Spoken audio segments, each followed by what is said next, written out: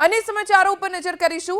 લોકસભા ચૂંટણીમાં મતદાન પૂર્ણ થવાને 2 અઠવાડિયા થવા આવ્યા, પણ ભરૂચ લોકસભા બેઠકના ભાજપ અને આપના ઉમેદવાર વચ્ચે જંગ યથાવત છે। આપના ચૈતર વસાવા અને ભાજપના મનસુખ વસાવા દબંગ કોણ તે સાબિત કરવા રીતસરના જાહેરમાં નાટક કરી રહ્યા છે। ડેડિયાપાડા તાલુકા પંચાયત પર આપના ઉમેદવાર અને ધારાસભ્ય ચૈતર વસાવા તેમજ ભાજપના ઉમેદવાર અને સાંસદ એવા મનસુખ વસાવાએ શુક્રવારે પોલિટિકલ ડ્રામા કર્યો। મનસુખ વસાવા ટીડીઓની ઓફિસમાં કેમ સવાલ ઉઠાવી ચૈતર વસાવા તાલુકા પંચાયત ઓફિસ પહોંચ્યા તો મનસુખ વસાવાએ બધાને તાલુકા પંચાયતની ઓફિસ પર પહોંચવાનું આમંત્રણ આપવાનો ચૈતર વસાવાએ આરોપ લગાવ્યો। શાળાના બાળકો પણ નહીં ઝઘડતા હોય એ પ્રકારે સાંસદ અને ધારાસભ્ય જાહેરમાં ઝઘડ્યા, એકબીજાને જોઈ લેવાની ચીમકી પણ આપતા નજરે પડ્યા। આ તમામની વચ્ચે સરકારી અધિકારી અને પોલીસની હાલત સુડી વચ્ચે સોપારી જેવી થઈ ગઈ। જોઈએ the bad political drama of Narmada district.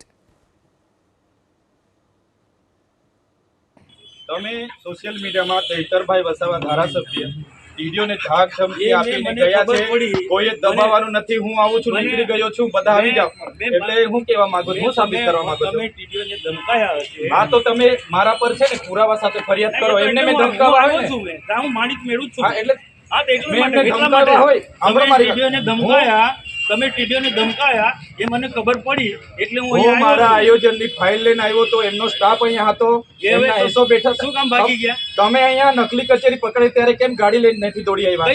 અહીંયા શાળા નથી, શાળામાં શિક્ષકો નથી ત્યારે કેમ નથી દોડી આવ્યા? તમે અહીંયા ખુલાસો કરીને જાઓ, તમે અહીંયા ખુલાસો કરીને જાઓ। જ્યાં જે તમને ખુલાસો કરવાની કોઈ જરૂર હું કરવા અહીંયા આવ્યા છો? મારો વિસ્તાર છે।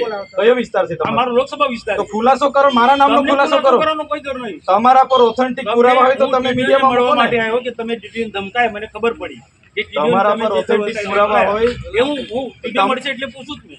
ડેડિયાપાડાનો માહોલ બગાડવાની વાત ના, ના, ના, કોઈ બગાડતો નથી માહોલ। એ ખોપ નહીં જમાવાનો ના, અહીંયા। ના, તમે ખોપ નહીં જમાવો। બિલકુલ નહીં. તમે ખોપ નહીં જમાવો। બિલકુલ નહીં જમાવાનો। તમે ને ખોપ પોલીસ નહીં જમાવો। આપણે પીઆઈ સાહેબ આ જો આ તમે મૂક્યું છે, અમે નથી હા, મેં મૂક્યું, મૂક્યું ને કહું ને મેં મૂક્યું। તો પણ ખુલાસો કરો ને। એને ના ખુલાસો કરાય। ખુલાસો એમના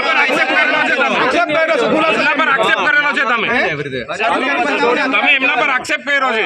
બધામાં તમે દોડીને આવી જાઓ છો। હુમલો નથી કરવો, અમે તો સાહેબને તમે અમારા પર હુમલો કરવાની વાત કરો। તમે દર વખતે તમારી જેમ ટોળામાં નથી આવ્યા। ટોળામાં નહીં, તમે જાહેર આમંત્રણ આપ્યું છે। મુખ્ય લોકો આવ્યા છે। દર વખતે તમને છે ને દર વખતે ટેપ પડી ગયેલી છે, દર વખતે તમને ચૈતર વસાવા દેખાય છે। નહીં, સાહેબ જાહેર જીવનમાં આપણે જોડાયેલા છે, જાહેર જીવન આવે એમાં આમાં મુખ્ય વ્યક્તિ નહીં આવે, પ્રતિનિધિ ચૂંટાયેલા આવે, પબ્લિક તરીકે ચૂંટાયેલા આવે, પબ્લિકે ચૂંટેલા છે। 2 મિનિટ ઉભા રહેજો, 2 મિનિટ એમની સાથે ચર્ચા કરવાની છે, જે હોય તે ખુલ્લામાં ચર્ચા કરો। તમને દર વખતે ટેપ પડી નહીં, ગઈ છે, નહીં, એ વાતના ટેવ નથી પડી। આ તો કેમ દોડી આવ્યા છે? અરે આવો મારો અધિકાર છે। અરે એ ટીડીઓ છે, ક્લાસ 2 અધિકારી છે, મારી ફરજ છે। એને તકલીફ હોય તો એની ફરિયાદ કરે, મારી ફરજ છે આવવાની। એને તકલીફ હોય તો એની ફરિયાદ કરે। એમ તમને વ્યક્તિગત કેમ ફરજ પર ધ્યાન આવી જાય છે? મારો અધિકારી છે। આટલો મોટો ભ્રષ્ટાચાર થયો અહીંયા મનરેગામાં, નલસીજલમાં ભ્રષ્ટાચાર થયો, કેમ નથી દોડી આવ્યા તમે?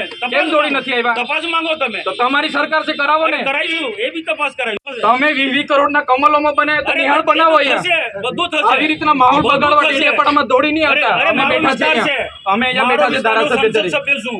એ 4 તારીખે ખબર પડશે, 4 તારીખે ખબર પડશે, 4 તારીખે હા, ખબર પડશે। દર વખતે ટેપ પડી ગયેલી અરે છે। ટેવ ખોટી ટેવ પડી ગઈ। તમારા વિસ્તારમાં કર્યા કરો, મારો વિસ્તાર છે આ। વિસ્તાર વાળા મારો વિસ્તાર છે ને। તમારે સમજવું જોઈએ, દર વખતે તૂટી પડો છો, શંકરભાઈ બંધ કરો, તમારે સમજવું દર વખતે તૂટી પડો છો, ભાન આવી જોઈએ તમને। હું લોકપ્રતિનિધિ છું, 1 મિનિટ, કયા લોકપ્રતિનિધિ છો તમે? સાંભળો, હું ધારાસભ્ય છું,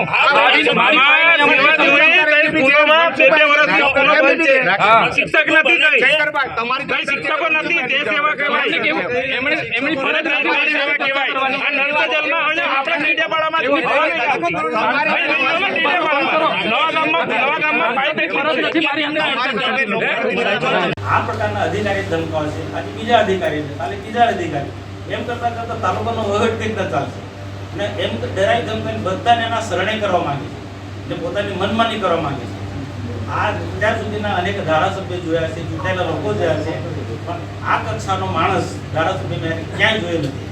વહીવટમાં કોઈની ભૂલ થઈ હોય, થઈ શકે છે, કોઈની બી ભૂલ થાય તો એને યોગ્ય જગ્યાએ એને રજૂઆત કરવી જોઈએ કે આ અધિકારી પણ ડરાવા ધમકાવા એ યોગ્ય લાગતું નથી. એ ટીડીઓ પાસે હું તો બહાર હતો, મને ખબર પડી, તરત આવ્યો અને ટીડીઓ ગભરાઈ ગયા છે, એ ક્યાં ગયા છે પણ એને ઉપર રજૂઆત કરીશું અમે. આ એક અમારા પૂરતો પ્રશ્ન નથી, આખા તાલુકાની જનતાનો પ્રશ્ન છે અને આ રીતના ડરનો માહોલ ઊભો કરશે તો પછી તાલુકાનો વહીવટ કઈ રીતના ચાલવાનો? આપના માધ્યમથી તમામ લોકો પર કાયદેસરની કાર્યવાહી થઈ વિનંતી છે અમારી. અમે શાંતિમાં માનીએ છીએ, સંવિધાન લઈને ચાલીએ છીએ. આવનાર દિવસોમાં એ લોકો કહેશે કે અમે તમારી સાથે આવી રીતના ખુલ્લી ખીલબીલથી કરવા માંગીએ છીએ, અમે કોઈ વાંધો નથી, અમે ખીલબીલ વાળા માણસ. પણ પીઠ પાછળ દર વખતની જેમ આ વખતે જો ખંજર ભોગવાની કોશિશ કરશે, અમે લડી લેવાના મૂડમાં છીએ. અને આ વિસ્તારમાં એમણે જાહેર આમંત્રણ આપીને બધાને ઉશ્કેર્યા છે.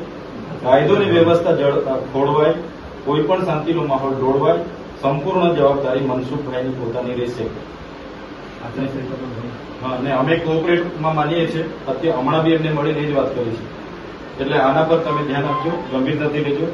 અમારા ઘણા કાર્યકરો છે, ચાહકો છે, આવનાર દિવસોમાં હજારો સંખ્યામાં અહીંયા આવશે. એટલે કોઈ પણ વિષય વસ્તુ બગડે એની જવાબદારી મનસુખભાઈની રહેશે. અમે બને ત્યાં સુધી બધાને કોઓપરેટ કરવાનો પ્રયાસ કરીએ છીએ. હમણાં બી જેટલા લોકોના ફોન આવ્યા, મેં કીધું કંઈ એવી ઘટના નથી ઘટી, પણ પછી એ લોકો એવી જ રીતના અમારી સાથે વર્તન કરશે તો અમે બી ખુલ્લા છે, મેદાનમાં છે, જોવાઈ જશે. પછી વહીવટી તંત્રએ ભૂતકાળમાં ભાજપના ઇશારે જે ખોટા કેસો ઉભા કર્યા છે, એવી જ રીતે આ વખતે ખોટા કેસો ઉભા કરવાની કોશિશ કરશે અને અમને પરેશાન કરવાની કોશિશ કરશે. તો આ વખતે સમગ્ર ગુજરાતના લોકો એક થયા છે. આવનાર દિવસોમાં ખોટા કેસો ઉભા થશે તે દિવસે આ જ પોલીસ સ્ટેશનમાં લાખોની સંખ્યામાં ગુજરાતના લોકો ઉપસ્થિત થશે. એની જવાબદારી પણ મનસુખભાઈની રહેશે. અમે શાંતિ ઈચ્છીએ છીએ. કાલે ઉઠીને પણ મનસુખભાઈ કહેશે કે ચૈતરભાઈ આવો આપણે બેસીએ, તો અમે 5 આગેવાનો એમની સાથે બેસીને એનો શાંતિપૂર્ણ નિકાલ થાય એ પ્રયાસો અમારા રહેશે. પણ વહીવટી તંત્ર અને પોલીસ હોય કે ભાજપના લોકો હોય, એમનો ખોફ જમાવવાની કે રોપ જમાવવાની વાત કરશે તો અમે છેલ્લી પાઈ પર ઉભા છે. આવનાર દિવસોમાં અમારે ઘર્ષણમાં ઉતરવું પડશે ભાજપ સામે કે વહીવટી તંત્ર સામે, તો અમે ઉતરવા પણ તૈયાર છીએ. છતાંય આજે આપના માધ્યમથી કહેવા માંગુ છું, જેટલા અમને સહકાર મળશે એટલો સહકાર એમને પણ આપીશું. ભૂતકાળમાં જે અમને વીતી છે એ જ પુનરાવર્તન થશે તો આવનાર દિવસો ડેડિયાપાડામાં સંઘર્ષ ઉભો થશે.